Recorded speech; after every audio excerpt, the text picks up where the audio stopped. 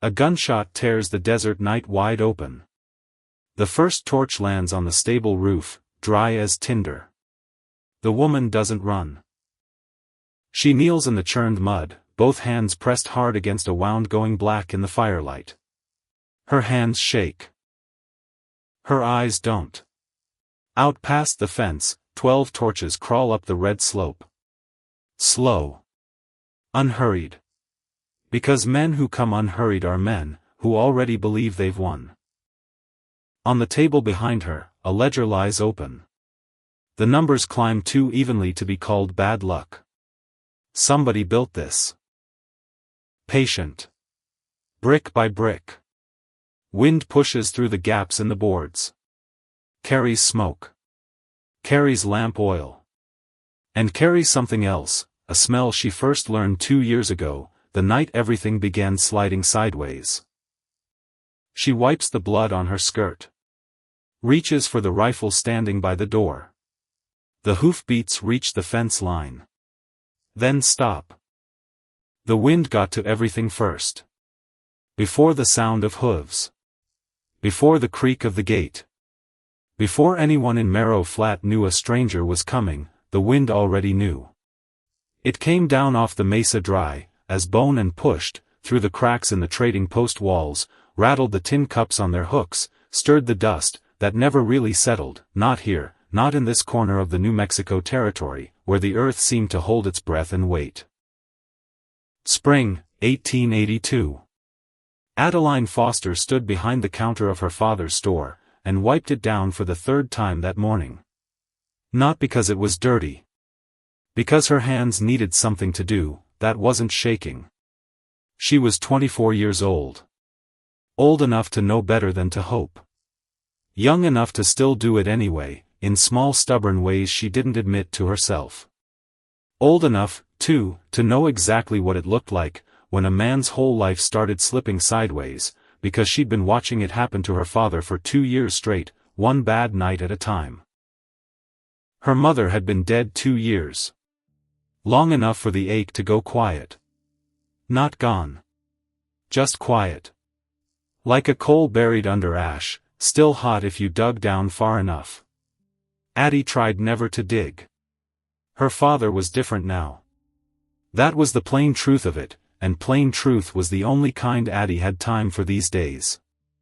Emmett Foster used to laugh loud enough to rattle the windows. Used to swing her up, onto the counter, when she was a girl, and let her ring up customers herself, pretending she was already a grown woman running the place, and he'd wink at whoever was buying flour like the two of them were in on a joke the customer would never quite understand. Now he came home late.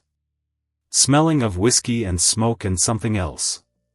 Something like fear, though she couldn't have said why fear had a smell, except that it did, and she'd learned it the way a person learns the smell of a storm, before the sky even changes color. Because grief does something to a man. Because it hollows him out first, quiet, patient, the way water hollows stone. And then something else moves in to fill the space. Something greedier. Because that something else, in her father's case, had a name. Cards. She heard the dice sometimes, in her sleep, even when he wasn't home. That soft clatter. Like small bones falling. She'd wake with her jaw clenched, and her hands in fists under the quilt, and she'd lie there in the dark telling herself it was only a dream, until the morning she realized it wasn't a dream at all. It was memory. Her body remembering sounds her mind wanted to forget. The debts had started small. A few dollars here. A sold mule there. Addie hadn't worried, not at first, because men gambled, men always had. Her own grandfather had lost a horse to a poker hand once, and lived to tell it, as a joke at supper for 30 years, laughing every single time like it got funnier, with age instead of staler. Except this wasn't that. This kept growing. Kept climbing, like something with a mind of its own, like it wanted to eat the whole store, the roof over their heads, the land under their boots, and leave nothing behind, but a signature on a piece of paper, and a family too proud to admit how far they'd already fallen. And Addie had started to notice things. Small things. The way the same 3 men kept coming, through Marrow Flat to play cards, with her father. The way they always seemed to know exactly, when Emmett had a little money to lose, arriving like vultures who'd learned to read the wind. The way one of them, a lean man, with a gambler's smile, and a silver ring on his little finger, always seemed to be the one dealing, when the pot got big enough to matter. She didn't have proof. Not yet. Just a feeling, that sat cold in her stomach every time she thought about it, a feeling that wouldn't let her sleep some nights, turning over and over behind her ribs like a stone rattling in a jar. A feeling that said, this isn't bad luck. This is a trap. Somebody built it, careful, patient, brick by brick.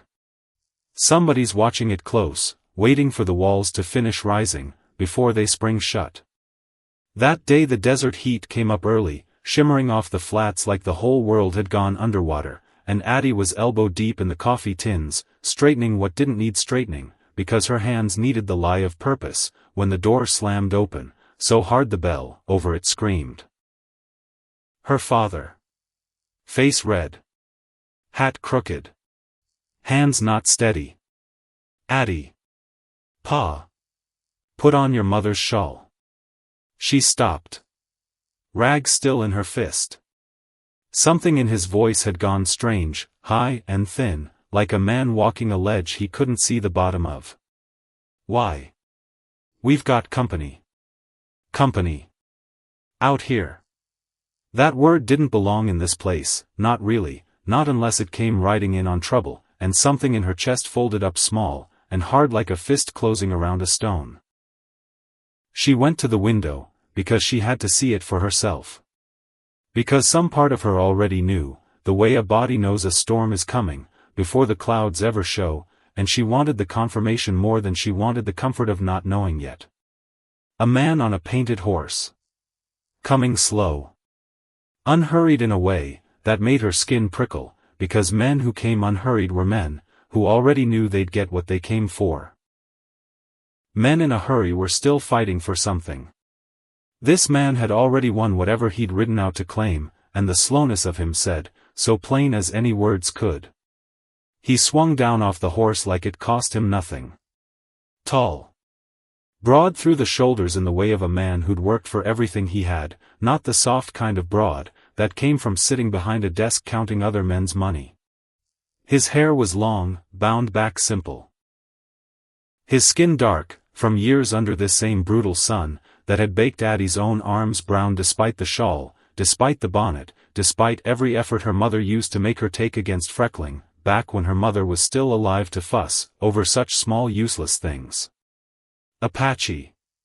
She knew that much, from the cut of his clothes, from the quiet certainty in how he moved, like a man who'd learned long ago, that the desert didn't reward hurry, only patience, only the kind of stillness, that let a person hear trouble coming, from a long way off. His name's Chogan, her father muttered, turning his hat in his hands like a man confessing to a preacher he'd already disappointed too many times to count. Here to do business. Business. Addie said nothing. She'd learned that word from her father before. Business had meant the mule. Business had meant the good rifle, gone in a single bad hand, traded away like it had never mattered at all. She was starting to hate that word the way some folks hated snakes, the way her stomach dropped a little every time it left her father's mouth, because it never once, not one single time, had meant anything good. The stranger, Chogan, ducked his head under the low doorway, when he came in, and the room seemed to shrink around him, not because he was trying to fill it, but because he simply did, the way a mountain fills a horizon whether it means to or not, whether anybody standing in its shadow gave it permission or not. I come for the trade, he said. Even words. Careful, like each one had been chosen, and weighed before it left him, the way a man weighs coins, before he spends them. Her father nodded too fast. A fair one. I promise you that. His voice cracked a little on promise, like the word cost him more than he had left to spend. Addie busied herself, with the coffee jars again, rearranging what was already arranged, straining to hear, because listening was the only power left to her in a room where two men decided things, over her head like she was furniture. Debt. Land. Agreement. Words drifting to her like smoke, through a cracked window, and each one landed heavier than the last, until her father turned to her, and something in his face had already given up, before he even opened his mouth. She watched him swallow. Watched his throat work. Watched a man she used to love, without complication brace himself to say something he already knew would break something between them, that couldn't be mended cheap. Addie. He cleared his throat like there was something stuck there he couldn't shift, no matter how hard he tried. You'll be going with Mr. Chogan. Come morning. The rag slipped out of her hand. Going where? With him. With him, she repeated, because her mind wouldn't move past those two words, wouldn't let them mean what they seemed to mean. Because surely her own father, whatever else he'd become these past 2 years, hadn't just said what she thought he'd said. Because that would mean. He's agreed to marry you, her father said, all in a rush now, like if he said it fast enough it wouldn't sound as ugly, like speed alone could soften the shape of the thing. In exchange, he clears what I owe. The room tilted. Because that was the only word for it. Tilted. Like the floor had come loose, from the earth, and she was standing on something, that could no longer be trusted to hold her weight. Like the whole store, the shelves, the counter she'd wiped down 3 times, that morning for no reason at all, had all decided at once to lean. You sold me. Her voice came out flatter than she expected. Flatter than the fury underneath it deserved, though the fury was there, building fast, a fire catching in dry brush. It ain't like that. Her father's jaw worked, stubborn even now, even caught red-handed, with his own daughter's future folded up in his pocket like a losing hand he was still trying to bluff his way out of. He's a good man. Quiet. Got land. Stock. Better than what I can give you here. Better? The word cracked out of her, loud enough that Chogan's dark eyes shifted to her for the first time, steady, unreadable, and she hated that too, hated being looked at like a line item being settled, like a debt, with a face attached. You're trading your own daughter to a stranger to cover a card debt, and you call that better? Emmett didn't answer. He turned instead, and poured himself a drink, the same old cowardice dressed up, as calm, the same retreat he always made whenever the truth of himself got too loud to stand in the same room with. And something in Addie went cold, and clear, the fury burning down fast, into something harder, something with edges. Because she was 24. Not a child to be handed over like a sack of grain, not some girl too young to understand what was happening to her. She understood exactly what was happening. That was the trouble. Understanding it didn't make it hurt less. If anything it made the hurt sharper, because there was no fog of confusion to hide behind, only the plain, ugly shape of the thing, staring her right in the face. She turned to the stranger, chin up, voice steady even, though her hands were shaking behind her back, where he couldn't see them. I'm not some prize to be handed over, she said. Whatever agreement my father thinks he's made, it isn't mine. I won't be told who I marry like I'm a horse changing hands. Chogan studied her for a long moment. Not with anger. Not with the amusement she half expected, half braced for, the look men sometimes got, when a woman spoke too plain for their comfort, that little curl at the corner of the mouth, that said isn't that cute, she thinks she has a say. None of that. I did not come to take what is not given, he said finally. Your father offered. I have not accepted a woman. I have offered a bargain. The choosing is still yours to make. That stopped her. Because she'd expected a man, who bought and sold like her father did, careless, hungry, blind to the wreckage he left behind. Not this. Not a man, who put the choice back in her hands like it had never left them, like he understood, in some way she couldn't, yet name, exactly what it cost a person to have their life decided by someone else's mistakes. And if I say no? Then I ride home, he said simply. And your father's debt is his own to carry. Silence spread through the room like spilled water, finding every crack, every gap between the floorboards, every place where words might have gone, if anyone had dared speak them. Her father wouldn't meet her eyes. He never did, not when it mattered, not when the truth of him was standing right there in the open for anyone to see, laid bare under lamplight, with nowhere left to hide. Addie looked at the stranger a long moment. At the stillness in him. At the way he stood like a man, who had already survived worse than this room, worse than her father's mess, worse than whatever judgment she was about to hand down on a morning that had started, just hours before, like any other morning of her narrowing, careful life. I need to understand what I'm agreeing to, she said. Before I decide anything.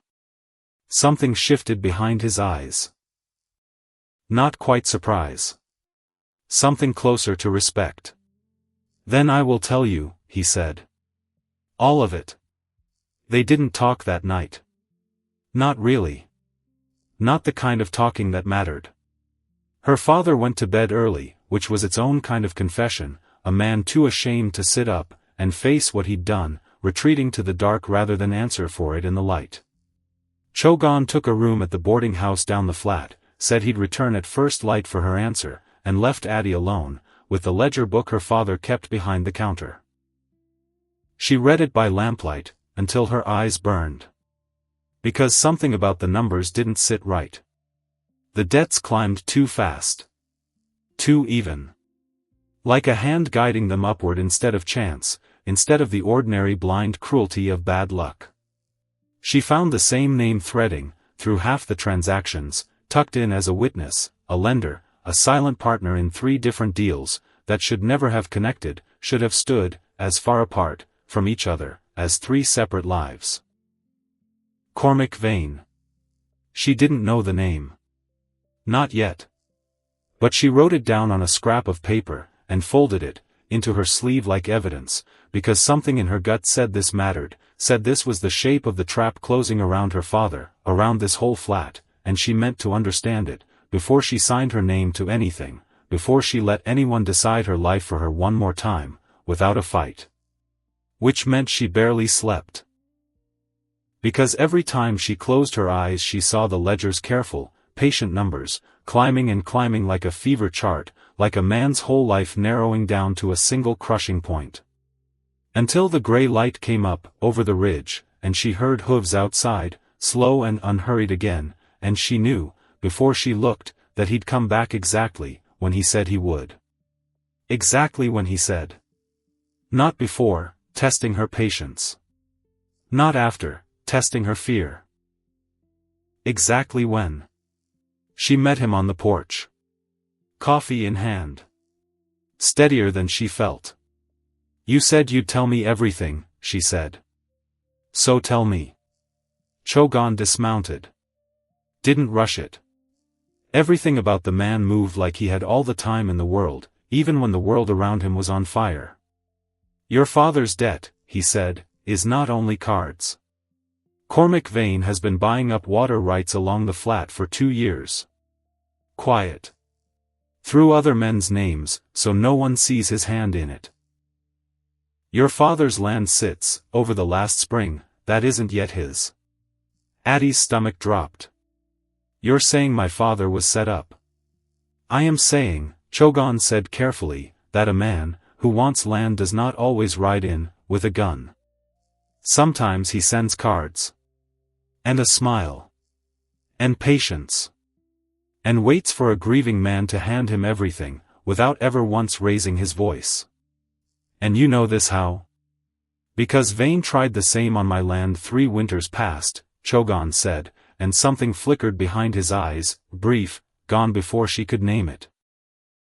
I did not lose. He has not forgiven that. Addie stood with that a moment. Turning it over. Because it changed things. Because if this wasn't just her father's foolishness, if there was a man behind the curtain pulling threads, careful and patient, as a spider building its web one strand at a time, then walking away from this bargain didn't just mean her father lost the store. It meant Vane won. Whatever winning meant to a man like that. Whatever hunger sat behind eyes that never showed themselves, hiding instead behind other men's names, other men's ruin. Why marriage, she said finally. Why not just pay the debt, and be done with it? Why does it have to be this?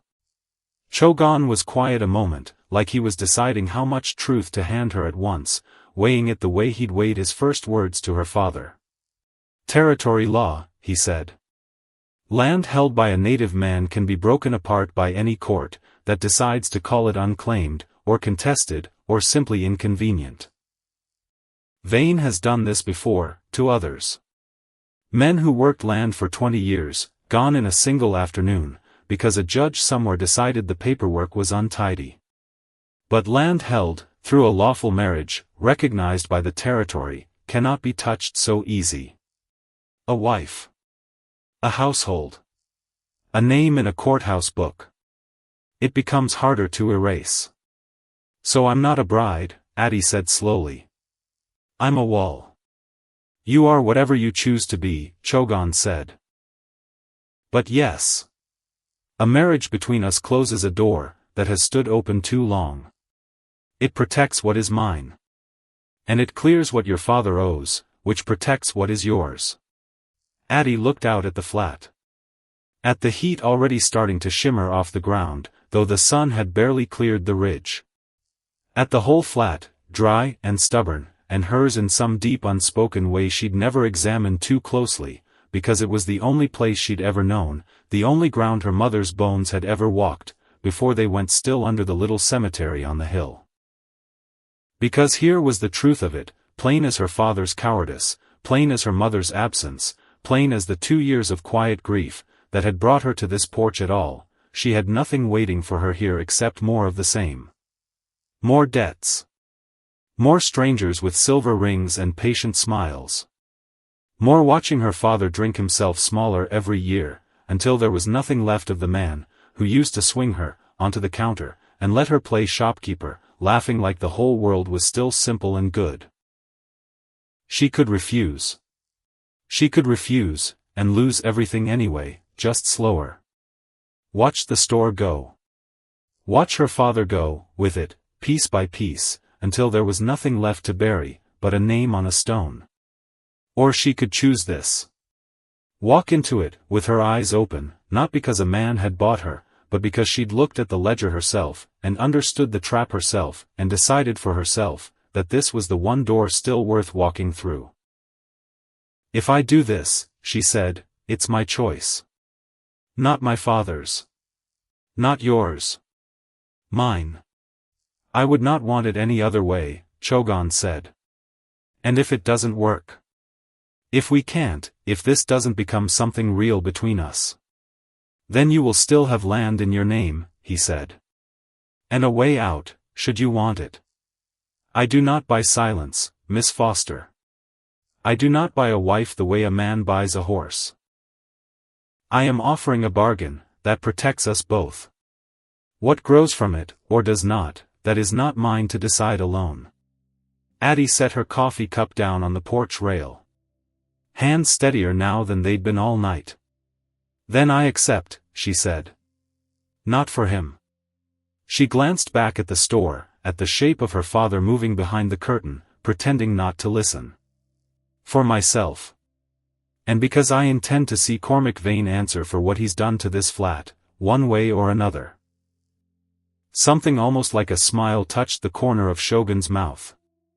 Gone as quick as it came. Then we understand each other, he said. There is a circuit judge passing through the territory this season. He will reach Red Hill country within the week. We will make this lawful, before him, in front of witnesses, so no court can ever call it anything but what it is. Until then, pack what you need. We ride within the hour. She packed light. Her mother's shawl, blue as a winter sky, worn soft from years of use. A Bible she didn't open often, but couldn't leave behind. A small silver locket, the clasp worn smooth, from thumbing it open and shut too many times, over 2 years of grief. And the folded scrap of paper, with Cormac Vane's name written on it, tucked deep in her sleeve, where no one would think to look. Her father didn't come out to see her off. She waited. Stood by the door a long moment, half hoping he'd come stumbling out, half hoping he'd stop this whole thing, tell her he'd found another way, tell her he was sorry in a way that meant something more than a bottle emptied in the dark. He didn't. The silence stretched, until it became its own kind of answer. So she lifted her chin, tied the shawl at her shoulders, and walked out to where Chogan stood waiting, with 2 saddled horses, the morning sun already climbing hot and merciless over the ridge. He offered his hand to help her mount. She ignored it. Swung up herself, though her legs weren't quite steady doing it. If he was offended, he didn't show it. Just swung up, onto his own horse, and turned toward the horizon, toward the red hills rising faint and distant beyond the flat. "You don't have to make this easy," he said, not looking at her. "But you'll make it harder on yourself, fighting everything before it's earned your fight." "I'll decide what's earned my fight," she said. "Once I see it clear." That, at least, seemed to satisfy him. He said nothing more. Just nudged his horse forward, and after a moment, she followed. They rode in silence most of the first hour. The land stretched out around them, endless and indifferent, crimson earth cracked by sun, stony ridges rising, and falling like the breathing of something ancient and half asleep. A hawk cried somewhere overhead, and Addie's whole body ached already, from a saddle she wasn't used to, and her mind wouldn't stop circling. Because how had this become her life?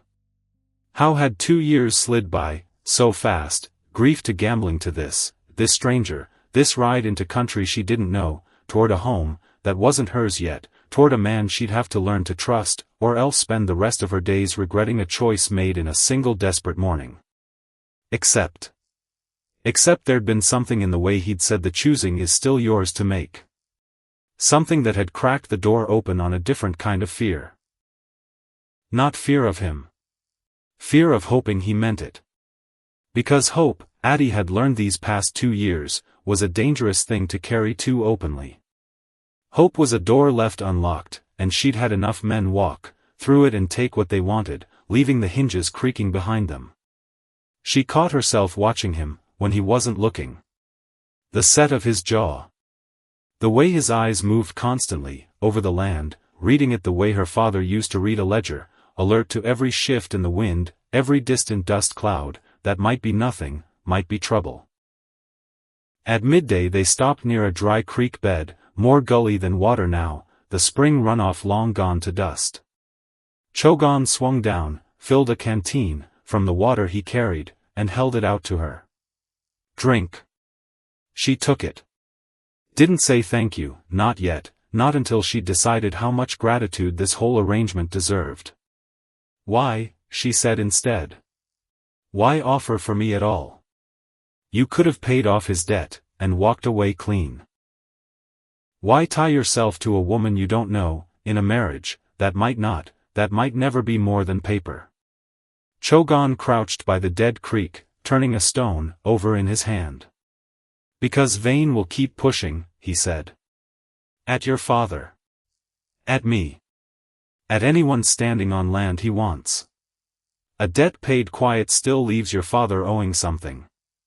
A marriage closes the account for good, in the eyes of the law, and in the eyes of men like Vane, who only understand what they can't undo." "That's a business reason," she said. "Not a real one."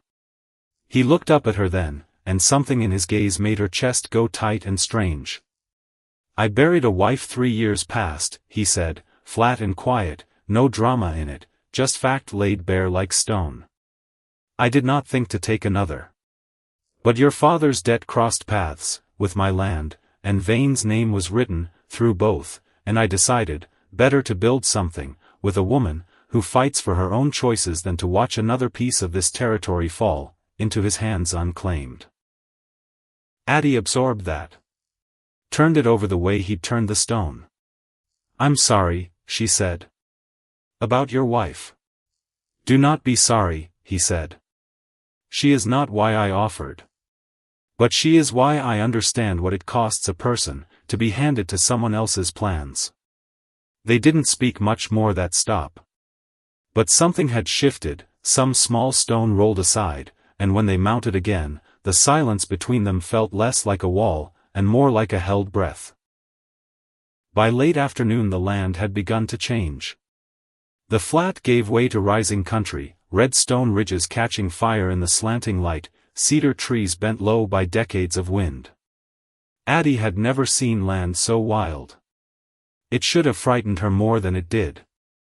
They made camp, as the sun dropped, Chogan building a fire, with quick economical movements, setting a pot to boil, while Addie sat a few feet off, arms wrapped around her knees, watching flame eat into the dusk. When the first coyote cried somewhere in the dark, she flinched despite herself. Chogan, whittling a stick by the fire, didn't look up. They won't come close. Fire keeps them off. I'm not afraid, she said, too fast. The corner of his mouth twitched. Just barely. Yes, he said. You are. She turned away, cheeks hot, furious at how easily he'd seen through her, furious at herself for letting it show. But later, when sleep finally dragged her under, she woke once in the deep dark to find him still sitting up, knife resting across his lap, eyes fixed on the horizon like he was standing guard against something she couldn't see. For a long moment she just watched him. Not a stranger. Not quite a captor, not anymore, though she wasn't ready, yet to call him anything gentler than that. A man carrying his own weight. His own ghosts. Same as her. Why me, she whispered, into the dark, not sure if she meant for him to hear it. He answered anyway, voice low, steady. Because I know what it costs, to have your life decided by someone else's debt. And because I would rather build something honest than watch Vane take one more piece of this land unopposed. She didn't have an answer for that. Just lay back, and listen to the fire crack, and settle, and something in her chest, some old tight knot of fear, loosened by half a turn. Morning came hard and bright. They rode most of that second day mostly quiet, though the quiet had changed texture, less brittle now, more like two people learning the shape of each other's silences. It was near mid-afternoon, when Shogun's horse went suddenly still, ears pricked, and he lifted a hand for her to stop. Riders, he said, low. 3 men came, over the ridge ahead, moving unhurried, the way men move, when they already believe they hold the advantage. Addie's stomach dropped, when she recognized the lean shape of the lead rider, silver ring catching the light even at this distance. The same man who'd been dealing cards in her father's store more times than coincidence should allow. That's one of Vane's men, she said quietly. I know, Chogan said. His voice hadn't changed, but something in the set of his shoulders had, some readiness settling, into him like a coat put on. The riders reined up a stone's throw off. The lean man tipped his hat, smile easy, eyes not. Chogan, he said. Didn't expect to see you riding with company. Business of my own, Hollis, Chogan said. Nothing that concerns Vane. Hollis's gaze slid to Addie, slow, appraising in a way that made her skin crawl. Foster's girl, ain't you? Heard your pa had himself some trouble at the tables. My father's trouble is settled, Addie said, chin up, refusing to let her voice shake. Whatever business you and Mr. Vane thought you had there, it's finished. Hollis's smile widened, but something behind it had gone cold. Finished. That's an interesting word. He looked at Chogan again. Mr. Vane's gonna want to hear about this. A marriage, is it? Real neat trick, using a woman to wall off land a court might otherwise call open. The land was never open, Chogan said, quiet and even. Only Vane's greed made it look that way. For a moment nobody moved. The wind pushed dust between them, and Addie held her breath, some old animal part of her certain this was the moment things went wrong, the moment a gun cleared a holster, and the whole fragile bargain came apart in blood, before it had even properly begun. Then Hollis laughed. Short. Ugly. You always did talk pretty for a man, with dirt under his nails, he said, and turned his horse. Enjoy your bride, Chogan. Mr. Vane'll be paying his respects soon enough. They rode off the way they'd come, unhurried, and it was only once they'd disappeared, over the ridge, that Addie let herself breathe again. That was a warning, she said. It was, Chogan agreed. Vane does not send men to talk, unless he means to send more, later, to do something worse. Then we should be ready for it. He looked at her then, something like surprise flickering behind his eyes, quickly folded away. You are not what I expected, Miss Foster. Good, she said. I'd hate to be predictable to a man I just met. That, finally, earned something close to a real smile. Small. There and gone. But real. They reached the edge of the Red Hill country, as the sun began its long fall toward evening, and Addie found herself, despite everything, catching her breath at the sight of it. The land had gone, from wild to something else entirely. Rolling ridges the color of dried blood, cedar trees bowing low, over narrow canyons, a stream cutting a silver line, through red rock and dust. It didn't look barren the way the flat had. It looked alive. Breathing. Home, Chogan said, nodding toward a distant cluster of cedars. Addie's throat tightened at the word. She wanted to argue it. Wanted to say it isn't my home, not yet, maybe not ever. But exhaustion had worn her down to something quieter than argument, some place past fear, past fury, into a kind of stunned acceptance, that felt almost like peace, if peace could taste like dust, and fear all at once. They came down, through the cedar grove, as the light went gold, and the cabin rose up ahead of them, cedar logs and adobe, a small corral, 2 horses grazing easy in the last of the sun. Smoke curled thin, from the chimney, though no one had lit a fire, that day, which meant someone had been tending the place, while Chogan was gone. You have someone here, Addie said. My brother, Chogan said, something guarded coming, into his voice. Yiska. He will not be pleased about this. Before Addie could ask what he meant, the cabin door opened, and a younger man stepped out. Same steady build, as Chogan, same watchful eyes, though where Shogun's face had settled, into something calm, and unreadable, Yiska's was all sharp edges, and open suspicion. His gaze went, from Chogan to Addie, and back again, and whatever he saw there made his jaw tighten. You actually did it, he said, in English, clearly for her benefit, or maybe as an accusation aimed straight at his brother. You brought a white woman here. Like Josefa wasn't enough of a warning. The name landed in the air like a stone dropped, into still water. Shogun's face didn't change, but something in his stillness sharpened. Not now, Yiska. When, then? Yiska's eyes cut to Addie, not unkind exactly, but not welcoming either. Something closer to grief wearing the mask of anger. You don't know what you're riding into, Mississippi. You don't know what this land already took, from him once. Yiska. Shogun's voice dropped low, warning clear underneath it. The younger man held his brother's gaze a long moment. Then looked away first, jaw tight, and turned back toward the cabin, without another word, leaving the door open behind him like an unfinished argument. Addie sat her horse in the settling dusk, heart hammering, that single name, Josefa, ringing in her ears like a bell she couldn't unhear. Who was she? Addie said quietly. Your wife. Josefa.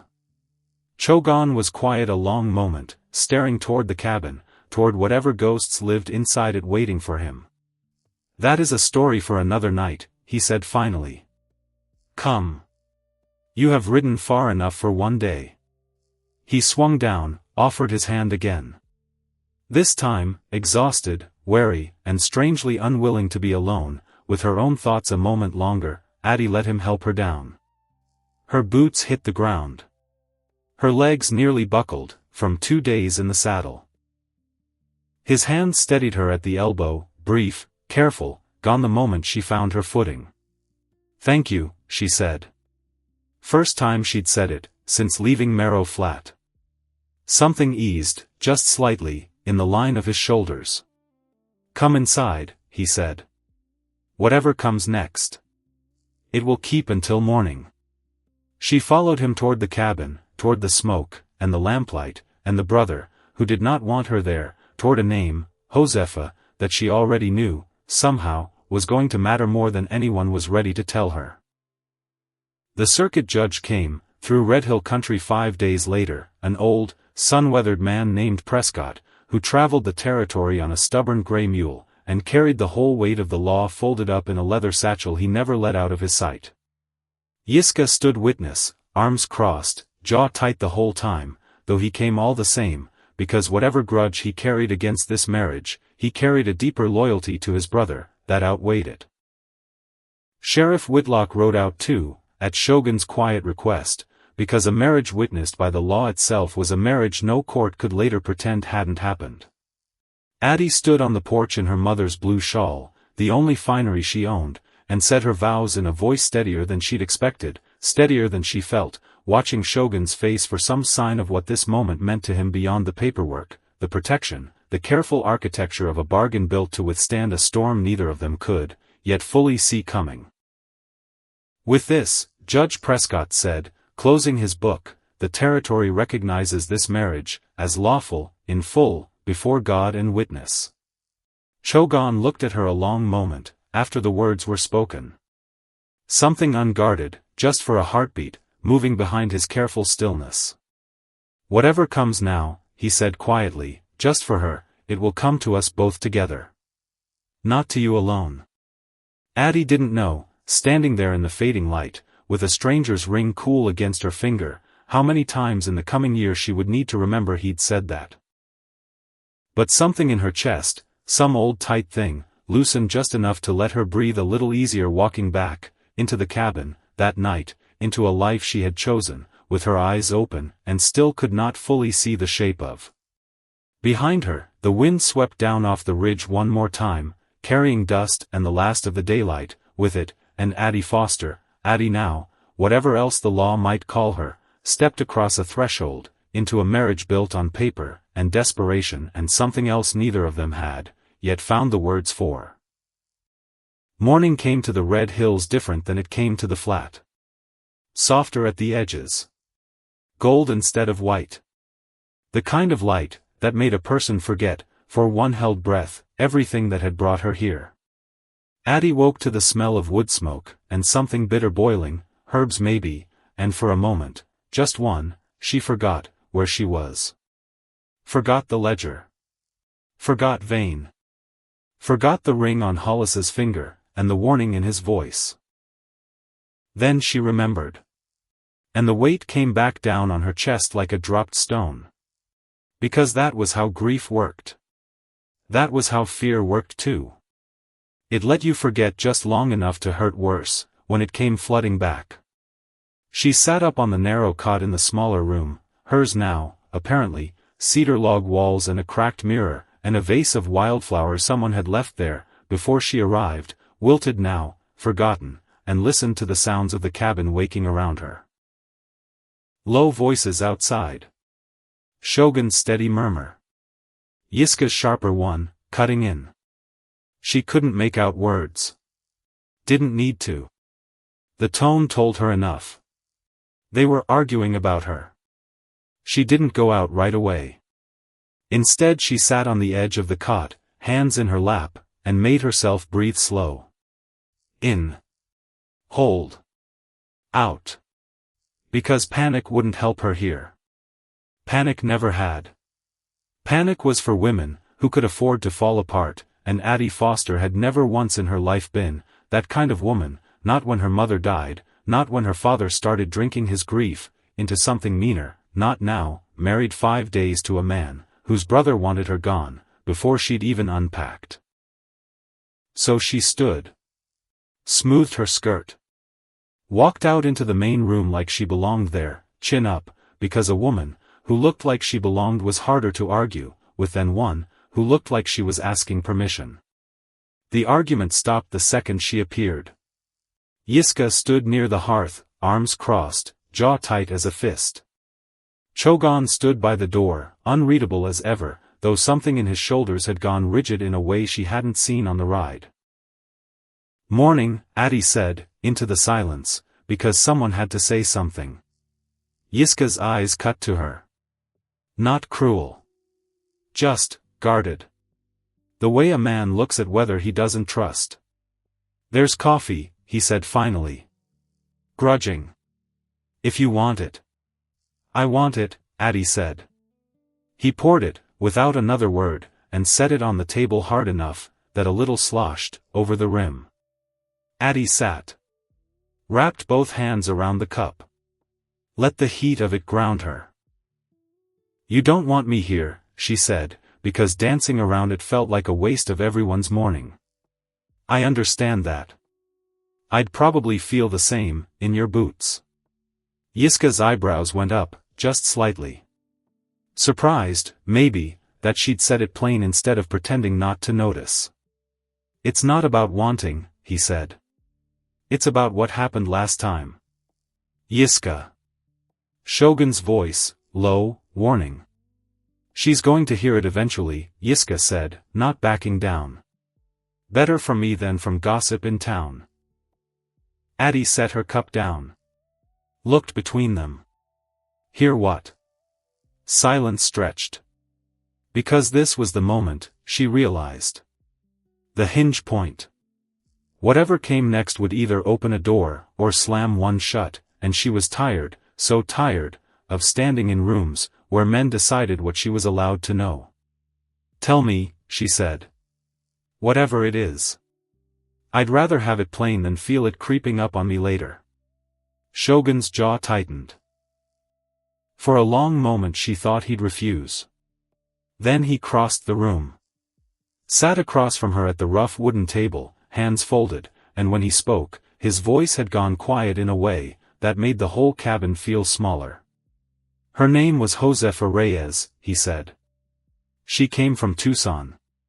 Her father was killed in a raid, though not one of ours, men riding under no flag at all, using the trouble between settlers and Apache as cover for their own thieving. I found her after. Alone. No family left." Addie sat very still. Listening. "I married her the following spring," Chogan went on. "She lived here 5 years. Learned the land. Learned the herbs, the garden, the language a little, though her tongue never quite bent right around it. A ghost of something, not quite a smile, crossed his face and vanished. She said the wind here sang to her. Nobody believed her but me." "What happened?" Addie said softly. "Fever," Chogan said. "That is what the doctor in town called it. Fast. Sudden. 1 week she was strong. The next, gone. 3 years past this coming autumn." Yiska made a low sound in his throat. "Not agreement." "Tell her the rest," he said. Shogun's eyes flicked to his brother, something sharp passing between them, old argument worn smooth from repeating. "There is no rest to tell," Chogan said. "The doctor called it fever. I buried her under the cedar by the creek." "That is the whole of it." "That is what you tell yourself," Yiska said. "Because it's easier than the alternative." Yiska. "She got sick 2 days, after Vane's man came asking about the spring rites," Yiska pressed on, ignoring his brother now, eyes locked on Addie like he needed at least one person in this cabin to hear him plain. 2 days. And nobody else in this valley took fever that season. Not one other soul. Just her. The words landed in Addie's chest like ice water. "You think she was poisoned," she said slowly. "I think," Yiska said, "that Cormac Vane has wanted this land longer than either of us wants to admit, and I think a dead wife, with no family to ask questions was a very convenient kind of tragedy for a man like that." Yiska. "Enough." Shogun's voice cracked, through the room like a dropped plate, sharper than Addie had heard from him yet, and for a moment the two brothers stared each other down across the small cabin, years of old grief, and older argument crackling in the space between them. Then Chogan stood. Walked to the door. Stood there with his back to both of them, shoulders squared against something Addie couldn't see. I have turned that thought over 100 times, he said, quiet now, all the sharpness bled out of him. In the dark. Alone. Wondering if I failed to see what was in front of me. He shook his head, once. But turning grief into suspicion does not bring her back. It only poisons what's left. Nobody said anything for a long moment. Because what was there to say? Grief didn't answer to logic. And suspicion, once it took root, didn't much care whether logic invited it in or not. Addie looked down at her coffee, cooling now, untouched. She thought of the ledger back in her father's store. Of Cormac Vane's name threaded quiet, through debts that shouldn't have connected. Of Hollis's cold smile on the ridge, and his warning, that Vane would be paying his respects soon enough. And she thought, this is bigger than a card game. This was never just a card game. I believe you, she said finally, looking up at Shogun's back. About the doctor. About the fever, as far as anyone could prove it that day. He turned. Something cautious in his eyes. But I also believe, she went on, that a man who'd fix a card game to steal a spring wouldn't think twice about worse things, if worse things got him what he wanted faster. Yiska's mouth twisted, not quite a smile. Vindicated, maybe, though there was no comfort in it. So what do we do, he said. Wait for him to come collect again? Wait and see who gets sick this time. No, Addie said, and something in her own voice surprised her, steady, certain, the voice of a woman who'd already decided something, without quite realizing it. We find proof. Real proof. Not suspicion. Not grief dressed up as evidence. Something a court, or a sheriff, or anybody with sense would have to believe. Chogan studied her a long moment. You sound like a woman, with a plan, he said. I sound, Addie said, like a woman who's done watching men decide her family's fate, over cards and quiet threats. If Vane wants this land, he's going to have to answer for what it's already cost. Starting with the truth about what happened to Josefa. Something passed over Shogun's face then. Grief, still. But underneath it, something else. Something that looked almost like gratitude. Then we start, he said, with her things. What's left of them? I never had the strength to go through it all. They went through it together that afternoon. A trunk, kept in the corner of Shogun's room, untouched since the burial, dust thick on the lid like a held breath finally let out. Addie's hands trembled a little, lifting the lid. Not from fear exactly.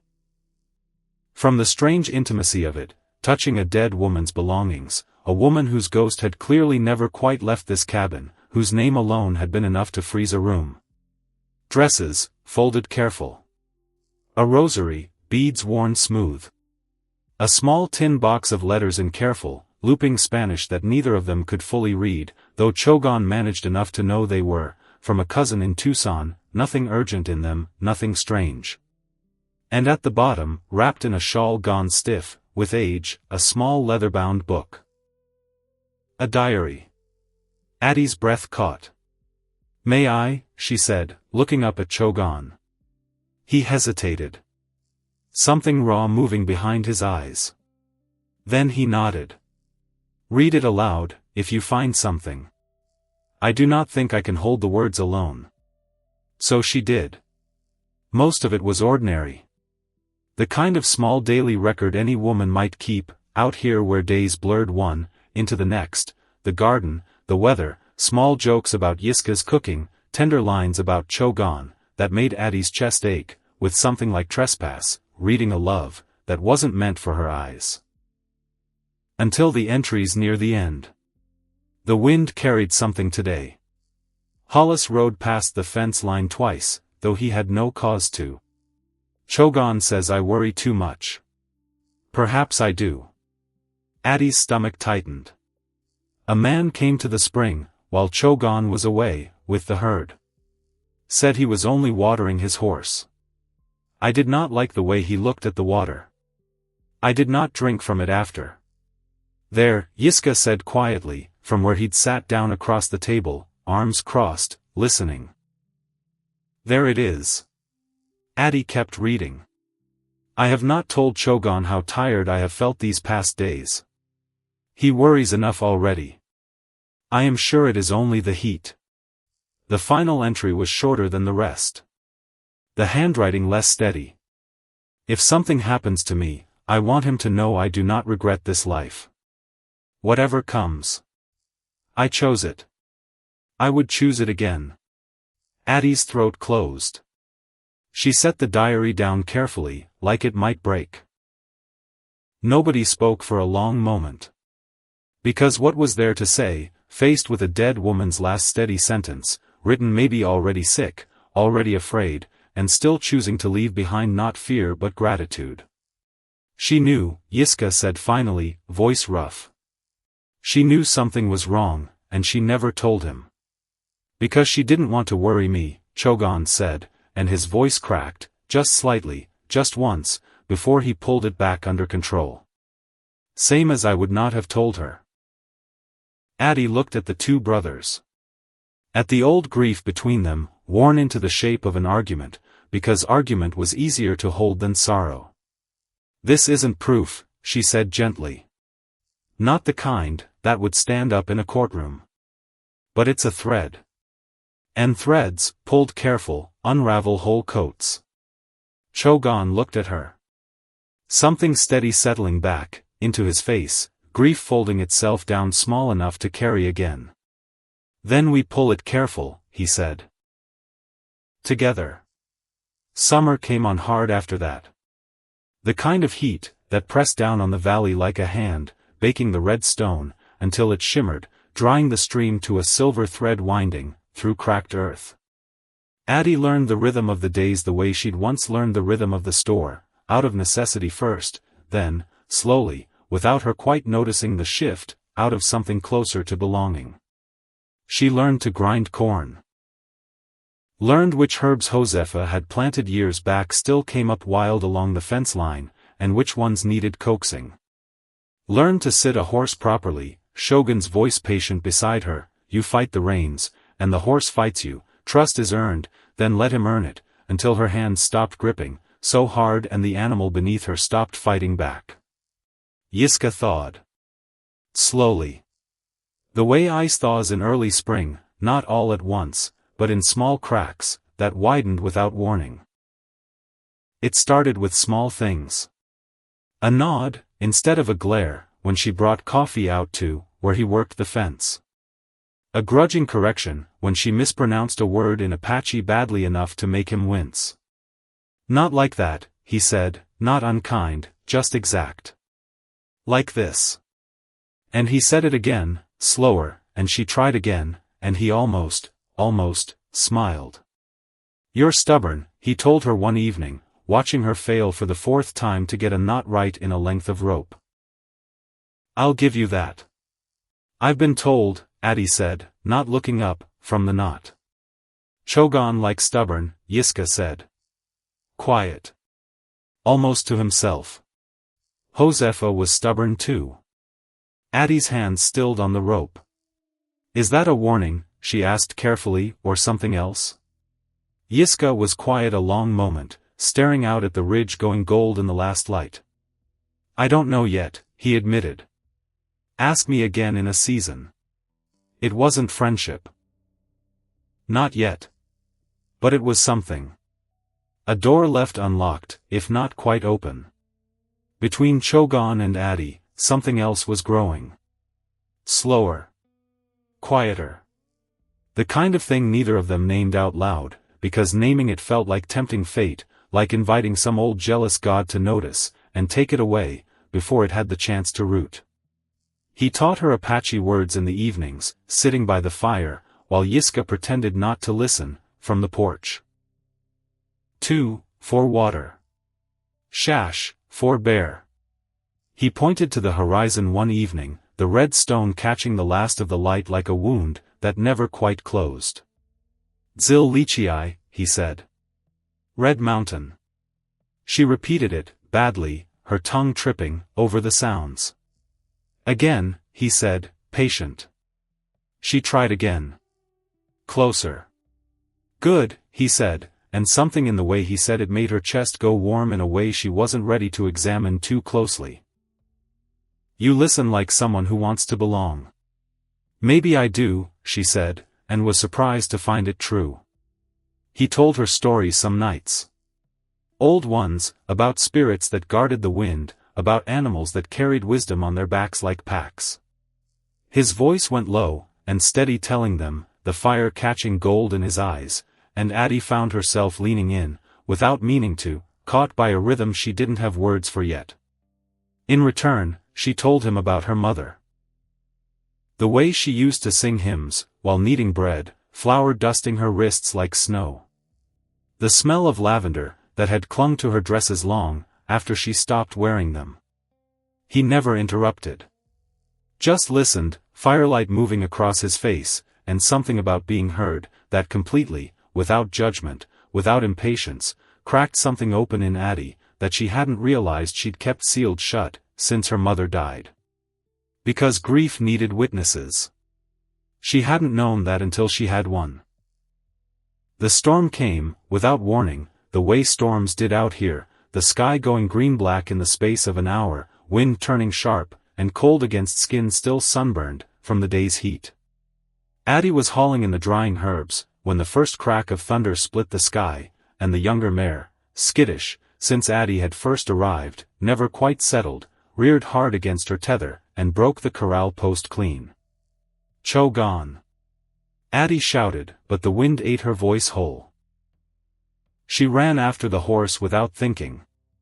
Because that's what fear did, sometimes. It didn't freeze a person, it drove them, straight into the worst decision of the night. Mud sucked at her boots. Thorns caught her skirt. The mare's white eyes flashed ahead of her in the strobing lightning, panic driving the animal straight toward the ravine, that cut along the eastern edge of the property. Which was when Addie's foot slipped on wet stone. For one long, silent, terrible second, she felt the ground go out, from under her. Felt the edge of the ravine rushing up to meet her. Then a hand closed around her wrist. Hard. Sure.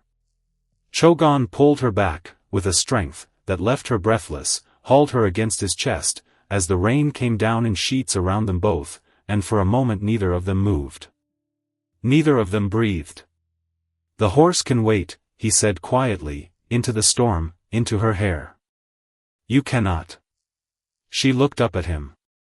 Rain running down both their faces, lightning flickering silver along the ridge behind him, and something passed between them in that half second, that neither of them had words for. Something fierce. Human. Terrifying in how gently it had crept up on her. He released her slowly. Careful, like she might break, or like he might, if he held on a moment longer than the storm required. Thank you, she whispered. He didn't answer. Just nodded, once, and turned to check the fence line, and Addie stood there in the rain a moment longer than she needed to, hand pressed to her chest, heart hammering for reasons that had very little to do with the storm anymore. The days after that felt different. Charged, somehow. Like the air itself remembered the storm even after the sky had cleared. Addie caught herself humming, while she worked the garden, an old hymn her mother used to sing, and one afternoon she looked up to find Chogan had stopped mid-stride near the fence, listening, something soft moving behind his usually careful expression. He never said anything about it. But she noticed, after that, the corner of his mouth lifted just slightly whenever she started up again. Small things. Building, slow and careful, the way trust always did, when it was real. Then, in January, the trouble came riding up the ridge, and everything that had grown quiet, and Careful between them got tested all at once. Addie saw the rider first, from the porch, a dark shape cresting the horizon, moving too fast for a friendly visit, moving with the particular urgency of a man riding toward a confrontation he'd already rehearsed in his head a dozen times. Her stomach dropped before she even recognized him. "Pa," she whispered. Chogan came out beside her, jaw tightening the moment he saw the shape of the horse, the two riders following behind, one wearing a badge, the other a wide-brimmed hat, and a pistol worn low and deliberate on his hip. Sheriff Whitlock. And Hollis. Emmett Foster dismounted, with a grunt, older-looking than the 2 seasons, since Addie had last seen him should have made him, his beard shot, through with more gray, his eyes carrying that same desperate fire she'd learned to fear, as a girl. "You come down here, girl," he said, voice rough. "We're going home." Chogan stepped forward, quiet and immovable, as the ridge behind him. "She has a home." "Don't talk to me," Emmett snapped, not even looking at him. "I didn't ride 2 days to hear from you." "Pa," Addie's voice came out sharper than she meant it. "What is this? Why are you here? Why is he here?" Her eyes cut to Hollis, standing easy near his horse, that same cold smile pulling at his mouth. "Your father's come to file a complaint," Sheriff Whitlock said, dismounting slower, brushing snow from his coat, with the careful boredom of a man who'd rather be anywhere else. "Says his daughter was taken against her will." "That's a lie," Addie said, fury cracking hot, through the cold in her chest. "He traded me for his debt. I didn't go willing. But I've stayed by my own choice, every day since, lawfully married before a circuit judge, and this very sheriff's own knowledge, and I'm not leaving now." Whitlock's brow lifted at that, some private confirmation settling into his face. Emmett's face twisted, some old shame curdling fast, into anger, the way it always did, when he got cornered. "You think you're something now," he said, voice rising. "Living out here playing house with." "Careful," Chogan said. "Quiet." But something underneath the word had gone very still, very dangerous. Emmett's jaw worked. He didn't finish the sentence. But everyone standing in the snow understood exactly what word he'd swallowed back. Addie stepped forward, chin high despite the cold biting, through her shawl. "I was 24 years old, when he handed me over to cover a card debt," she said, loud enough for the sheriff, for Hollis, for anyone standing close enough to hear. "Not 17. Not a child too foolish to understand what was happening. I understood exactly. And I chose, with my eyes open, to walk through that door instead of watching my father lose everything to a man who rigged the cards against him, from the start." The sheriff's eyebrows lifted slightly. "Rigged," he repeated. "Ask him," Addie said, nodding at Hollis, "how many hands he dealt my father, over the past year. Ask him how convenient it was, that every big loss came right, when my father had just enough to lose it." Hollis's easy smile didn't waver, but something went tight behind his eyes. "That's a mighty serious accusation," he said. "Awful light on proof." "For now," Addie said. Something in the way she said it made Hollis's jaw tick, just once. Emmett looked between them, something flickering across his face, that might have been doubt, might have been the first crack in whatever story he'd told himself to make peace with what he'd done. "It wasn't supposed to be like this," he muttered. "The deal, he wasn't supposed to keep you." "He didn't keep me," Addie said, voice cracking now, all the fury underneath finally breaking the surface. "I stayed. Because for the first time, since Mama died, somebody let me choose something for myself, instead of deciding it for me." "You never did that." "Not once." Emmett flinched like she'd struck him.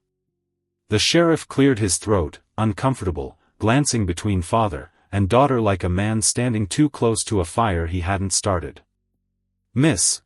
Chogan. You understand, given the complaint filed, I have to ask plain. Are you here of your own will?" I am, Addie said, steady now, every word deliberate. Married lawful, before Judge Prescott, with witnesses. And I'd like it entered, into whatever record you're keeping, Sheriff, that my father's debt was built on rigged games run by Cormac Vane's men, and that I intend to see that proven, one way or another. Whitlock's expression shifted, something more alert moving behind his tired eyes. Vane, he repeated. You've heard the name, Addie said. Not a question. I've heard a great many names, the sheriff said carefully. Some of them come, with more smoke than fire. Then let's find out, which kind this is, Addie said. For a long moment, nobody spoke. The wind cut, through the silence, carrying the cold deeper, into every gap in Addie's shawl. Emmett stared at his daughter like he was seeing her for the first time in years. Something moved behind his eyes, hurt, maybe, or the beginning of something, that might, someday, resemble shame doing honest work instead of hiding behind whiskey. I am home, Addie said quietly, echoing words she hadn't planned, but that rose up true, and certain the moment she needed them. Right here. This is my choice, pa, same as it was the day I made it. Emmett's mouth opened. Closed. Whatever he'd ridden 2 days to say seemed to have evaporated somewhere in the space of that single conversation. He climbed back, onto his horse, without another word. The sheriff tipped his hat toward Chogan, a small gesture, but a meaningful one, something like respect passing silent between two men, who understood exactly what had almost happened and hadn't. Hollis lingered a moment longer, eyes cutting once more to Addie, cold and assessing. You be careful, Mrs. Chogan, he said, voice pleasant in a way that made the words land uglier. Accusations cut both ways, out here. So does proof, Addie said. And I intend to find it. He smiled, thin and humorless, and turned his horse, without another word. When the three riders finally disappeared, over the ridge, the valley went quiet again, snow falling soft and steady, and Addie realized her whole body was shaking, adrenaline draining out of her all at once. Chogan turned to her. Jaw still tight. You should not have named Vane, so plain, he said. Quiet. Not quite scolding. Something closer to worry. Somebody had to, Addie said. And I'm done waiting for the right moment. There isn't one. There's just now, and later usually costs more. Something in Shogun's expression eased, slow, into something that looked almost like awe. You are braver than most men I have known, he said. Addie managed a tired, cold-cracked smile. And you're gentler than any I've ever met. He looked at her a long moment. Something raw moving behind his careful stillness. Gentle, he echoed softly. I do not know that word so well. Then let me teach you, she said. Neither of them moved. The snow kept falling, soft as ash, the fire glowing warm, through the cabin windows behind them, and for one suspended moment the whole cold world seemed to hold its breath around them both. Then he reached out. Brushed a snowflake, from her cheek, slow, careful, like she might startle and run. Maybe, he said, you have already begun. Spring came slow, that year, cautious, the snow retreating in patches, feeding the creek back to a proper voice again, the smell of new grass rolling sweet, over the red hills. But peace, Addie was learning, never lasted long out here. Not really. Not when a man like Cormac Vane still wanted what he wanted, and hadn't yet been made to answer for a single thing he'd taken. The trouble started small. The way trouble always did, testing the edges, before it came in swinging. A section of fence found down one morning, posts snapped clean, not by weather. 3 head of cattle missing by the following week, no tracks leading anywhere sensible, like they'd simply been herded off in the night by men, who knew exactly how to move quiet. Shogun's jaw tightened a little more each time. Yiska's suspicion, already sharpened by grief, honed itself into something colder, more watchful. It's starting again, Yiska said one evening, standing at the fence line, with his rifle across his shoulder, eyes on the darkening ridge. Same as before. Small things first. Testing how much we'll let slide, before we push back. Then we don't slide, Addie said. Yiska glanced at her, something almost like approval flickering across his face. You've got more fight in you than most folks I've met, white or otherwise. I've had practice, Addie said. Watching my father lose everything to men exactly like this. I don't intend to watch it happen twice.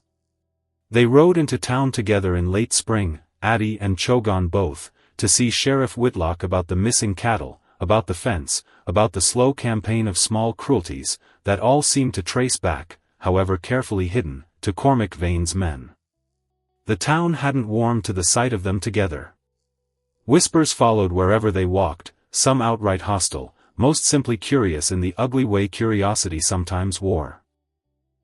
But something had shifted, too, in the months, since the confrontation, with her father. A few faces held something closer to respect than judgment. An old woman outside the mercantile nodded to Addie, quiet acknowledgement in her eyes. A shopkeeper's wife, who'd once refused to serve Chogan at all, now measured out his goods, without comment, without the sneer she used to wear doing it. Small things. But Addie noticed them, and something in her chest eased a little, seeing them. Sheriff Whitlock met them at his office, tired-eyed as ever, but something more alert in his posture than the last time they'd spoken. I've been looking into what you said, he told Addie, without preamble. About the games. About Vane. Addie's pulse quickened.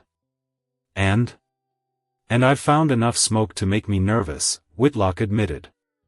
3 other men in this county lost land, or livestock to debts, that trace back to games run by Vane's people. All within the last 2 years. All conveniently timed. That's a pattern, Chogan said. It's the start of one, Whitlock corrected. I need more than smoke to move against a man like Vane. He's got money enough to make most judges in this territory suddenly very forgetful. I need something nobody can argue away. Addie thought of the diary, still resting careful in the trunk back at the cabin. Of Josepha's quiet, chilling entries. Of a man watering his horse at a spring he had no cause to visit. I might have something, she said slowly. Not proof yet. But a thread. Whitlock's eyes sharpened. Then pull it. Careful. And bring me what you find. They rode home in the last gold light of evening, the words hanging heavy between them. If we push too hard, Chogan said finally, Vane will push back harder. He is not a man who loses gracefully. I know, Addie said. But if we don't push at all, he wins by default. And I've watched enough men win by default. I'm done letting that be how the story ends. Chogan glanced at her, something complicated moving behind his eyes. Pride, maybe. Fear, underneath it, carefully held. Josepha used to say something like that, he said quietly. About choosing to fight even, when the fighting frightened her more than losing did. Addie's chest tightened. I hope I get to keep proving her right about the company you keep. Something almost like a laugh escaped him, low and warm, gone as fast as it came. So do I, he said. The attack came 3 nights later, in the deep dark hour, before dawn, when the fire had burned down to embers, and the whole valley lay still under a sky thick with stars. Addie woke to the sound of hoofbeats. Wrong hoofbeats. Too many, too fast, moving with the particular urgency of men, who meant harm, and meant to be gone, before anyone could stop them. Because that was the sound trouble made, riding in the dark. Because a man with honest business didn't come at this hour, didn't come this fast, didn't. A shot cracked, through the night, and every thought in Addie's head scattered like startled birds. She was up, before she'd finished deciding to move, grabbing her shawl, heart slamming so hard she could feel it in her throat, in her wrists, in the roots of her hair. Outside, chaos. Torches. 3, maybe 4 riders circling the corral, driving the horses, into a screaming panic, one already breaking free, and bolting into the dark. Yiska's voice, sharp and furious, somewhere near the barn. "Get down. Addie, get down." She dropped low, heart hammering, mind refusing to settle, into anything but raw animal fear. Because this was real now. Because whatever careful, cautious game Vane had been playing, with fences and missing cattle had just tipped over into something, with guns in it, something with fire in it, something that could kill. Chogan's shape moved, through the smoke, and torchlight, rifle raised, voice cutting through the chaos in a tone she'd never heard from him before, hard, commanding, every trace of his usual quiet stillness burned away by pure necessity. "Yiska. West fence. On it." Another shot. Closer this time. Addie flattened herself against the cabin wall, breath coming in short, useless gasps, and some distant clear-eyed part of her mind was already cataloguing details even, through the terror, 3 riders, maybe 4, faces covered, moving too practiced to be simple thugs hired off the street. Trained men. Vane's men. This wasn't a warning anymore. This was an attempt. The fight didn't last long. Couldn't, not against Chogan, and Yiska's combined fury, not against men, who knew every inch of this land better than any hired rider ever could. Within minutes the torches were scattering, retreating, hoofbeats fading back, into the dark the same way they'd come. But the damage was already done. The corral fence lay in splinters. 2 horses gone, driven off into the night, maybe lost for good in the dark canyon country beyond the ridge. And near the barn, in the sudden ringing silence, after the gunfire stopped, Yiska's voice cracked out, raw with something between fury and fear. "Chogan." Addie's stomach dropped straight, through the floor of the world. She ran toward the sound, toward the barn, toward the shape of Yiska kneeling in the churned mud, and found Chogan there, one hand pressed hard against his side, dark blood already soaking, through his shirt, spreading fast in the moonlight.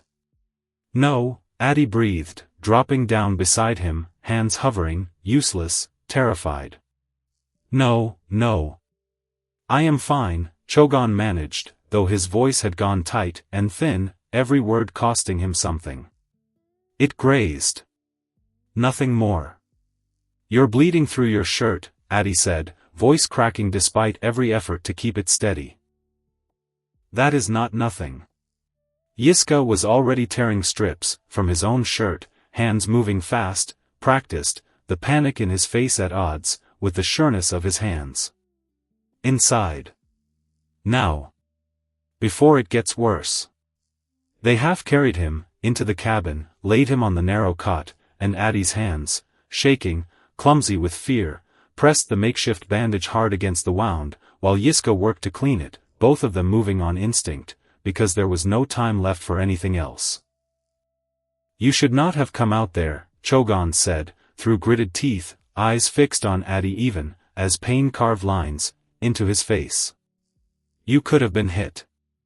And you could have bled out alone, if I hadn't," Addie shot back, voice fierce despite the tears standing hot in her eyes. "So don't. Don't you dare tell me to be safer, not after everything I've already chosen to risk." Something flickered behind his pain-tight eyes. Not argument. Something closer to helpless gratitude. Stubborn, he managed, the ghost of a smile pulling at his mouth despite everything. Josefa would have. He didn't finish.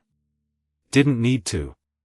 Addie understood exactly what he meant, and the weight of it, being spoken of in the same breath, as a woman who died fighting the same silent war, settled heavy and strange in her chest. Yiska finished tying off the bandage, sat back on his heels, breathing hard, blood on his hands, not all of it his brother's, some of it, Addie realized with a fresh jolt of fear, was Yiska's own, a shallow cut along his forearm he hadn't, so much as mentioned. "This wasn't a warning," Yiska said, voice low and hard, staring at the blood-soaking, through the makeshift bandage. This was Vane deciding words weren't working fast enough. Then we go to Whitlock, Addie said. Tonight. Tomorrow, first light. Whatever proof we don't have yet, we make him understand this, can't wait for it. Chogan's hand found hers, weak but certain, fingers closing around her wrist the same way his hand had closed around it in the storm, months ago, the same steady grip that had pulled her back from the edge of the ravine. Careful, he murmured, eyes finally starting to lose their fight against exhaustion and blood loss. Careful, Addie. He will not stop at fences and cattle again. I know, she said, throat tight, blinking back tears she refused to let fall in front of him. I know. But neither will I. Outside, the last of the night's chaos settled into a fragile, exhausted quiet. The stars wheeled slow overhead, indifferent as ever to the small, furious, terrified courage of the people beneath them. And somewhere out past the ridge, in a house Addie had never seen, but could picture clear, as her own reflection, lamplit, comfortable, untouched by blood or fear, Cormac Vane was, she was certain, already planning what came next. She held Chogan's hand, until his breathing finally evened, into exhausted sleep, and stared into the dark beyond the window, and made herself a quiet, unshakable promise. Whatever Vane sent next, she would be ready for it. Because she had already given this land, this man, this fragile, hard-won piece far too much of herself to watch it taken now. And because some battles, she was learning, only ended one way. With somebody finally standing their ground, until the other side broke first. Chogan healed slow. Slower than he wanted. Slower than his pride could stand, though he never said so out loud, didn't have to. Addie watched it in the way he gripped the doorframe some mornings, jaw tight, refusing to let the pain show past the muscle working in his cheek. Because that was the kind of man he was. Because pain, to him, was just another thing to carry quiet, the way he carried grief, the way he carried Josepha's memory, the way he'd carried this whole valley on his back for longer than any one man should have to. 2 weeks. That's what it took, before he could ride again, without Yiska hovering at his elbow like a nervous hawk. 2 weeks of Addie changing bandages, with hands that had stopped shaking somewhere around the 4th day. 2 weeks of boiling water, grinding herbs Josepha had once planted, feeding a man broth he grumbled about, and ate anyway, because arguing cost him breath he didn't have to spare. 2 weeks of watching him get stronger. And 2 weeks of watching the valley get quieter in a way that didn't feel like peace. It felt like waiting. The sickness came in late summer, the way sickness always seemed to come out here, sudden and cruel, and wearing a mask that looked, at first, like nothing worse than the heat. It started with the Alvarez boy, down near the creek crossing. Fever. Vomiting. A rash that spread fast across his small arms, and by the time his mother rode for the doctor in town, 3 more families had reported the same. Addie heard about it, from Yiska, who'd ridden into Marrow Flat for supplies, and come back grim-faced, jaw tight in that particular way, that meant trouble. Sick, he said, swinging down off his horse too fast, dust still hanging around him. All near the lower creek. Doctors calling it fever. Same word he used for. He didn't finish. Didn't need to. Addie's stomach dropped straight through the floor. Josepha, she said quietly. Josepha, Yiska confirmed. Chogan came out, onto the porch at the sound of raised voices, moving stiff but steady now, and something in his face went very still, when he heard it. The lower creek, he said. That runs from the same spring Vane's been circling for years. Because it clicked then. All of it. Clicked together so fast, and so ugly, that Addie felt sick, with the sudden, ice-cold shape of it. Because a poison spring wouldn't just take one wife, quiet, unnoticed, easy to explain away, as fever and grief. A poison spring, timed right, could empty out an entire valley of settlers desperate enough, frightened enough, exhausted enough to sell cheap and run. He's not trying to scare people off the land anymore, Addie said slowly, horror climbing up her throat word by word. He's trying to make the land itself the weapon.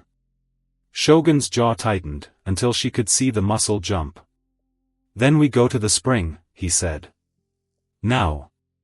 They rode hard, the three of them, sun hammering down like judgment, and found what Addie had half feared, and half refused to let herself imagine. A dead animal near the spring's edge. Bloated. Wrong. And near it, half buried, careless in the way men get careless, when they think no one's watching close enough to find what they leave behind, a small clay jar, cracked, its bitter residue still staining the rocks around the water's edge. Yiska crouched low, studied it without touching, face going pale under his sun-browned skin. That's not natural, he said. That's deliberate. Addie's hands curled into fists at her sides. Because there it was. Because 2 years of grief, of whispered fever, of a dead woman's diary entries about men watering horses at springs they had no cause to visit, none of it had been paranoia. None of it had been grief twisting itself into suspicion. It had been exactly what it looked like. Murder. Dressed up patient and slow as bad luck. We take this to Whitlock, Addie said, voice shaking with fury now instead of fear. Today. This is proof, Chogan. This is finally proof. Chogan didn't answer right away. He was staring at the water. At the dead animal. At 3 years of grief suddenly given a shape uglier than anything his imagination had dared build. 3 years, he said, voice low, rough. 3 years I told myself it was only fever. That turning grief into suspicion did nothing, but poison what was left. You didn't have proof, Addie said gently. Now we do. Except proof, Addie was learning fast, moved slower than sickness did. By the time Whitlock rode out himself, jar in hand, expression grim as a closed coffin, for more families had fallen ill. The Alvarez boys' fever had spiked dangerous in the night. An old rancher 2 farms over hadn't woken at all. And Chogan, steady, stubborn, still not fully healed, from a bullet wound 2 weeks old, had been drinking, from that same creek every morning, without either of them realizing it, filling canteens from the lower crossing out of pure habit, the same habit that had killed his first wife 3 years back, a coincidence so cruel it seemed almost designed. Addie realized at the moment his hand started shaking over supper. Because his color had gone wrong. Because the sweat on his brow had nothing to do with the evening heat. Because she'd seen this exact pattern before, in Josefa's diary, in careful looping handwriting, that had documented her own death one quiet entry at a time. Chogan. He looked up. Tried to smile. Failed. I am fine, he said, the same lie Josefa had probably told him 100 times, right up until she wasn't fine at all. You are not fine, Addie said, already moving, already reaching for the herbs she'd learned this past year, hands steady now in a crisis the way they hadn't been steady the first week she'd arrived. Yiska. Get water boiling. Now. Yiska didn't argue. Just moved, fast, the two of them working in the kind of silent, practiced rhythm that only came from months of learning each other's hands. Shogun's fever climbed through the night. By morning he was barely lucid, muttering things in Apache that Addie couldn't follow, skin burning under her palms no matter how many cool cloths she pressed to his forehead. Because this was it. This was the exact nightmare that had already claimed one wife in this cabin, and Addie be damned if she'd let it claim a second. You are not leaving me, she whispered to him, fierce, low, her hand wrapped tight around his. Do you hear me? You are not leaving me the way you lost her. I won't allow it. He didn't answer. Couldn't. But his fingers, weak as they were, tightened around hers, and Addie held on like, that grip was the only thing keeping either of them tethered to the world. She didn't sleep for 3 days.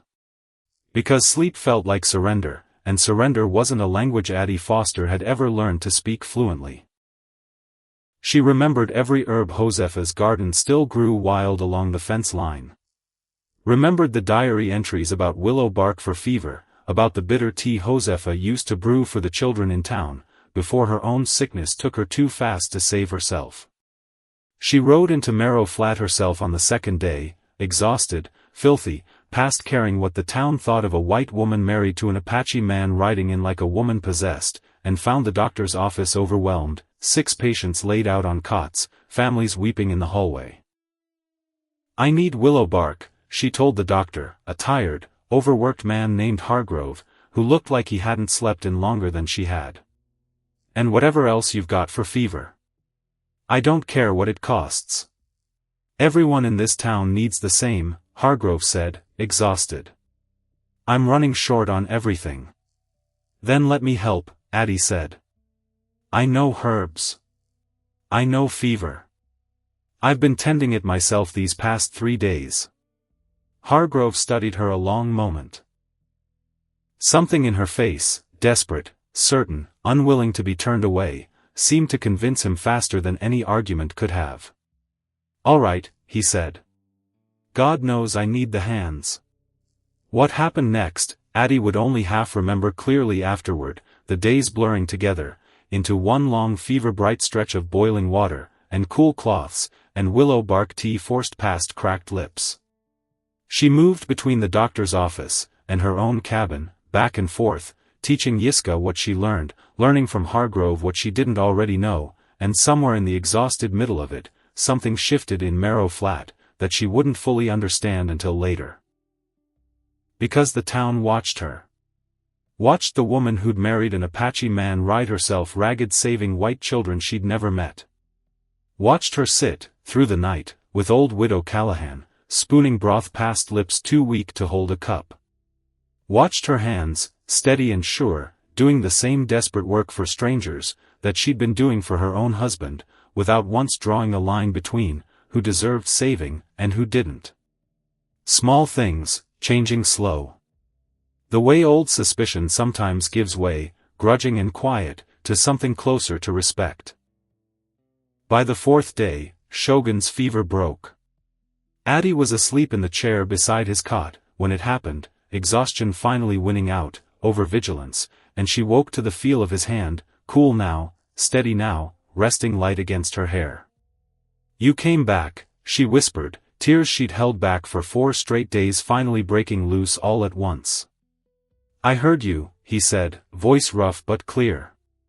"Telling me I wasn't allowed to leave. I did not think it wise to argue." She laughed, half sob, half real laughter, and pressed her forehead to his hand, and let herself, finally, fall apart for exactly, as long as it took to feel whole again. But the reprieve didn't last. Because Cormac Vane, watching his poisoned spring fail to empty the valley the way he'd planned, watching a stubborn Apache rancher, and his white wife somehow turn near disaster, into the beginning of the town's grudging respect, a man like, that didn't retreat. He escalated. The word came first, from Whitlock, riding out hard 3 days, after Chogan's fever broke, face grim in a way Addie hadn't seen on him before. "Vane's hired more men," he said, without dismounting. "A dozen, maybe more. Word in town is he means to settle this land dispute himself, court be damned, before my investigation goes any further." "Settle it how?" Chogan asked, though something in his voice said he already knew the answer. "However men like, that usually settle things," Whitlock said grimly. "I've sent for the territorial marshal. But that's 4 days out, minimum. You'd be wise to be ready before then." 4 days. Addie's mind raced through everything they didn't have. Enough men. Enough guns. Enough time. "Then we make 4 days count," she said. They spent those 4 days preparing the way people prepare, when preparation is the only thing standing between them and disaster. Yiska rode to 2 neighboring ranches, men who'd lost cattle to the same slow campaign of cruelty, men who'd watched their own children sicken, from that same poisoned spring, and came back not, with an army, but with 6 hard-eyed ranchers willing to stand a line, if it came to that. Chogan, still weak but refusing to stay abed, oversaw the reinforcement of the cabin itself, shutters reinforced, a second line of defense dug in near the barn, every window given a clear line of sight to the approach. And Addie wrote letters. To the territorial governor's office. To a newspaper editor in Santa Fe she'd heard of, through Hargrove, a man known for exposing exactly this kind of quiet frontier corruption. She wrote out everything, the rigged card games, the poisoned spring, Josefa's diary entries, the missing cattle, the night raid, that had nearly killed Chogan. Because paper outlived men. Because if this went the way she feared it might, she wanted the truth written down somewhere. Vane's money couldn't quietly make it disappear. She was sealing the last letter, when hoofbeats sounded on the ridge, fast, urgent, and her heart clawed up, into her throat, before she even recognized the rider. Her father. Emmett Foster rode, into the yard looking like a man, who hadn't slept in days, hat gone, coat torn, a fresh cut along his jaw still losing thin. Addie. He half fell off his horse, staggering toward her. Addie, thank God, I thought. Pa, what happened to you? Vane's men, he said, breathless, terrified in a way she'd never once seen her father look, not even at his worst. They came to the store. Wanted to know what I'd told the sheriff. Wanted to know if I'd talked. Addie's blood went cold. Did you? No, Emmett said, and something in his voice cracked wide open, 2 years of cowardice finally splitting apart under the weight of real fear, real consequence. No, I hadn't said a word, not till they threatened to burn the store down around me. And then he stopped. Swallowed hard. I told them everything I knew. About the games. About the water rights. I had ledgers, Addie. Proof. Vane's own man's handwriting in half of it. You have proof, Addie repeated, stunned. I've been keeping it, Emmett said, hands shaking as he pulled a bundle of papers from inside his torn coat, since before you left. Told myself I was gathering it to protect myself. Truth is, his voice broke. Truth is, I think some part of me always meant to give it to you, someday, when I finally worked up the nerve to be the father I should have been, from the start. Addie stared at the papers. At her father, disheveled and terrified, and finally honest. Why now, she said quietly. Why bring this now? Because Vane's men are riding for this valley tonight, Emmett said. I heard them say it plain, before I ran. Tonight, Addie. They mean to burn you out. Make it look like an accident. Same as they made Josefa's death look like fever. The name landed heavy in the yard, and behind her, Addie heard Chogan go very still. You knew, Chogan said, voice dangerously quiet. About Josefa. Emmett flinched, but didn't look away. I suspected. Same as your brother did. I was too much a coward to say it out loud, back when it might have mattered. He looked at Addie, eyes wet, ruined. I'm not brave, girl. Never have been. But I'll be damned, if I let you pay for my cowardice twice. Addie's throat closed around a dozen things she wanted to say, anger, still simmering after 2 years of neglect, and underneath it, something that felt dangerously close to forgiveness, arriving far too fast for a heart still learning to trust him again. Then help us, she said finally. Tonight. Prove it wasn't just words. Emmett nodded, wiping his face, with the back of a shaking hand. Tell me where you need me, he said. Night fell heavy, and starless, clouds rolling in low off the western ridge, and the whole valley seemed to hold its breath waiting for what was coming. They didn't have to wait long. Torches first, a dozen of them, cresting the ridge just past midnight, and Addie's heart slammed hard enough to hurt, as she took her position at the cabin window, rifle in hands, that had learned, this past year, not to shake, when it mattered most. Chogan stood at the door, still weak but immovable, rifle steady despite everything his body had survived these past weeks. Yiska and the 6 ranchers held the barn line. Emmett, to Addie's surprise, had taken a position near the corral, without being asked twice, jaw set with a determination she hadn't seen on his face since before her mother died. Cormac Vane rode at the front of his men, and Addie got her first real look at him then, not the shadow of a name scrawled through a ledger, but a real man, silver-haired, well-dressed even out here, face carrying none of the desperation of a man losing, only the cold calm of a man who'd simply decided losing wasn't an option he intended to consider. Chogan, Vane called out, easy, almost pleasant, like he was greeting a neighbor, over a fence line instead of riding in, with a dozen armed men behind him. I'd hoped this could be settled simpler. But you've made that difficult, you and your wife, stirring up questions best left buried. Some questions don't stay buried, Addie called back, voice steadier than she felt. Not even for a man with your money. Vane's eyes found her at the window, something cold and assessing moving behind them. Mrs. Chogan. His smile didn't reach his eyes. You should have stayed behind your father's counter. Would have saved everyone a great deal of trouble. You mean it would have saved you the trouble of answering for what you did to Josefa Reyes, Addie shot back. For what you tried to do to this whole valley, with a poison spring. Something flickered across Vane's face. Not guilt. Irritation, at being named, so plain, at having his quiet cruelty dragged into the open, where it couldn't hide behind convenient words like fever and bad luck. Careful, he said, voice losing its pleasant edge. Accusations like that, out here, tend to get the accuser buried right alongside the truth. Not this time, Emmett's voice rang out, unexpected, cutting through the tension like a blade. Addie's father stepped forward, from the corral, papers held high despite the torchlight flickering dangerous across the yard. I've got your man's own ledgers, Vane. Names. Dates. Every rigged hand, every dollar moved to buy up water rights nobody agreed to sell fair. Sheriff's already got copies writing to the territorial marshal, as we speak. Vane's composure cracked, just slightly, just enough for Addie to see the fear underneath it for the first time.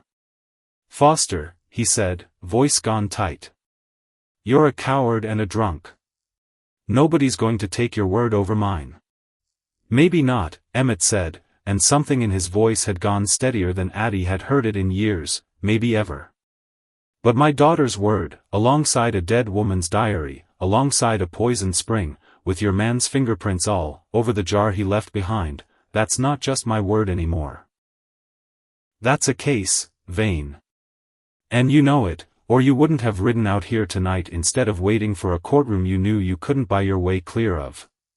For a long, taut moment, nobody moved. The torches crackled. The wind pushed dust across the yard between 2 armed lines waiting for someone to break first. Then Vane's jaw tightened, and Addie saw the exact moment he decided words weren't going to save him anymore. Burn it, he snarled to the men behind him. Burn all of it. What followed happened too fast for Addie to hold onto clearly afterward, just fragments, sharp and disjointed, the way trauma always seemed to fracture memory, into pieces too jagged to fit back together whole. Gunfire. Torches thrown, catching dry brush near the barn.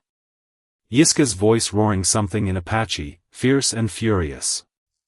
The ranchers returning fire, driving back the first wave of Vane's men, before they could close the distance. And her father, her cowardly, drunk, finally brave father, throwing himself between Vane's advancing horse and the cabin door, standing his ground, with nothing but a borrowed pistol, and 2 years of accumulated shame burning off him like fever breaking at last. Pa!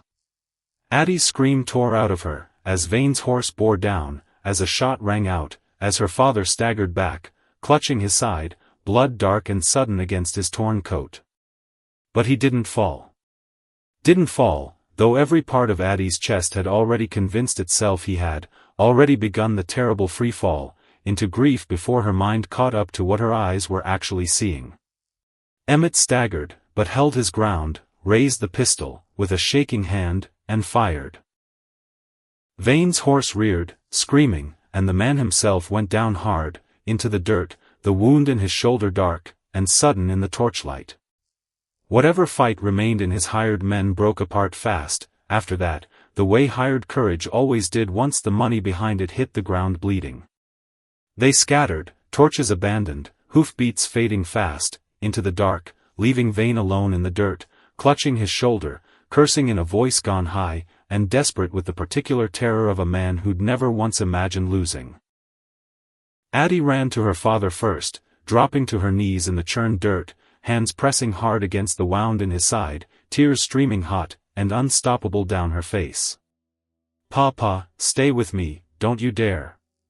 "Told you," Emmett managed, voice weak but steady, something like peace settling strange and unfamiliar across his pale face. "Told you I'd be damned if I let you pay for my cowardice twice." "You're not dying," Addie said fiercely, pressing harder against the wound, willing it true, through sheer force of will. "Not tonight. Not after everything it took you to finally get here." He didn't die.